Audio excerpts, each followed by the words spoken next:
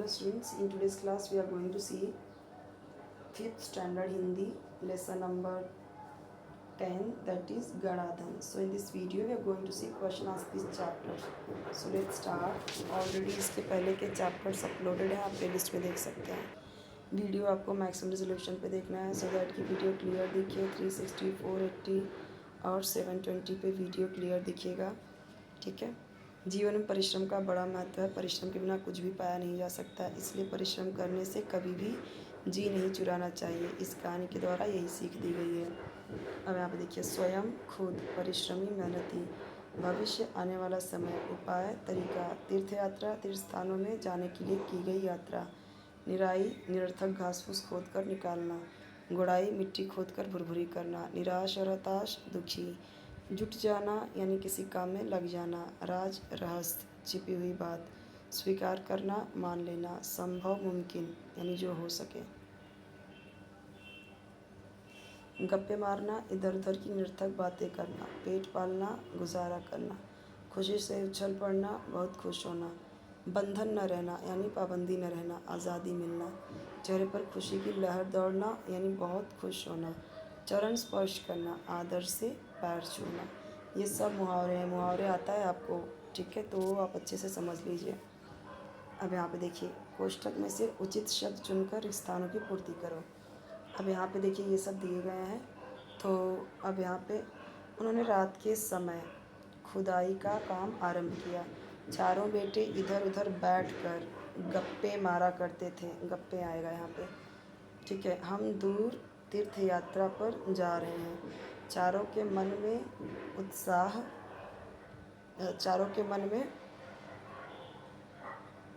उत्साह जाग गया. जीवन में परिश्रम के बिना कुछ संभव नहीं है. इन सब का यहाँ पे आंसर दिया होगा.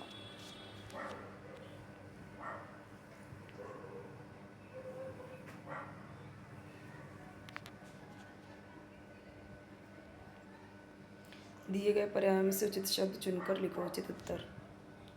रामदीन के बेटों के झड़ालूपन से परेशान था, कायरपन से परेशान था या अल्हड़पन से परेशान था. तो अल्हड़पन यानी कामचोरी.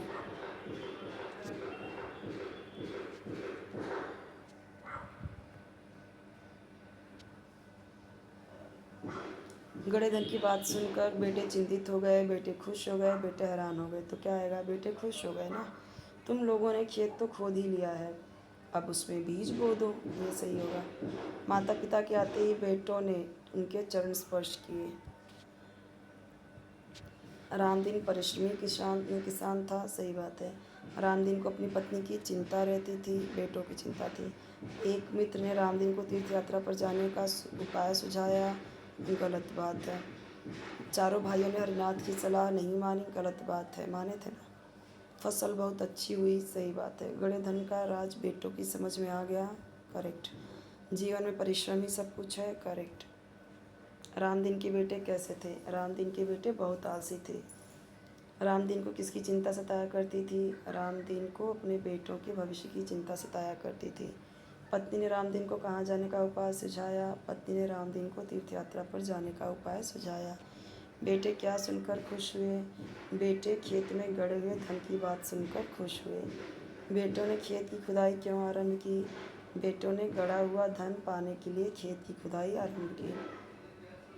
खेत की खुदाई करने पर क्या नहीं मिला? खेत की खुदाई करने पर गड़ा हुआ धन नहीं मिला. हरिनाथ ने चारों भाइयों को क्या सलाह दी? हरिनाथ ने चारों भाइयों को खेत में बीज बोने की सलाह दी. किसके बिना कुछ भी नहीं मिल सकता? परिश्रम के बिना कुछ भी नहीं मिल सकता.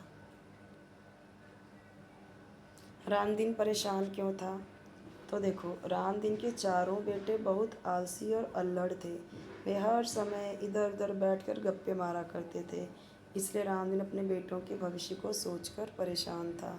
तीर्थ यात्रा पर जाते समय रामदीन ने बेटों से क्या कहा?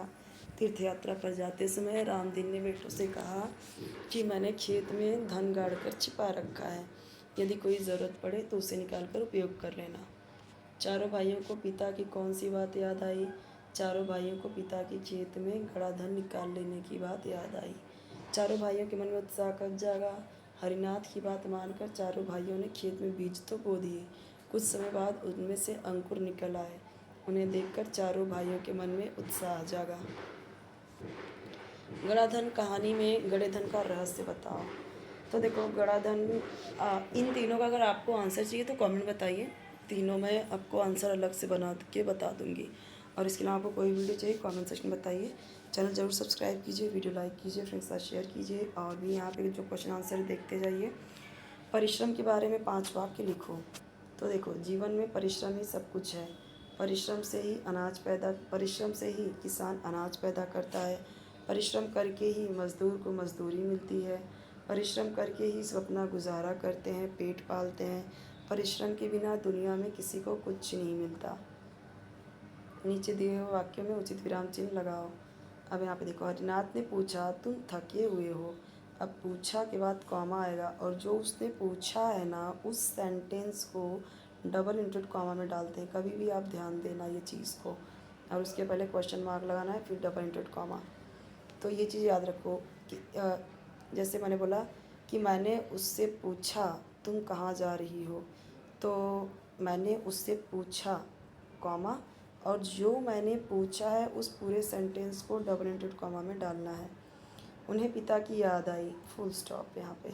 हाँ पिताजी, अब हम समझ गए। तो उन लोगों ने ये चीज़ बोला था ना, तो हाँ पिताजी एक्सक्लामेटरी मार्क आएगा यहाँ पे, फिर बात समझ गए। तो जो उन लोगों ने बोला है वो डबल इंटरेड कॉमा में आ जाएगा। ठीक है। रबी और खरीफ की फसलों में पैदा होने वाले अनाजों की अलग अलग सूची बनाओ। तो रबी की फसल, तो देखो गेहूँ, जौ, चना, मटर, सरसों, मसूर, अरहर, अरसी।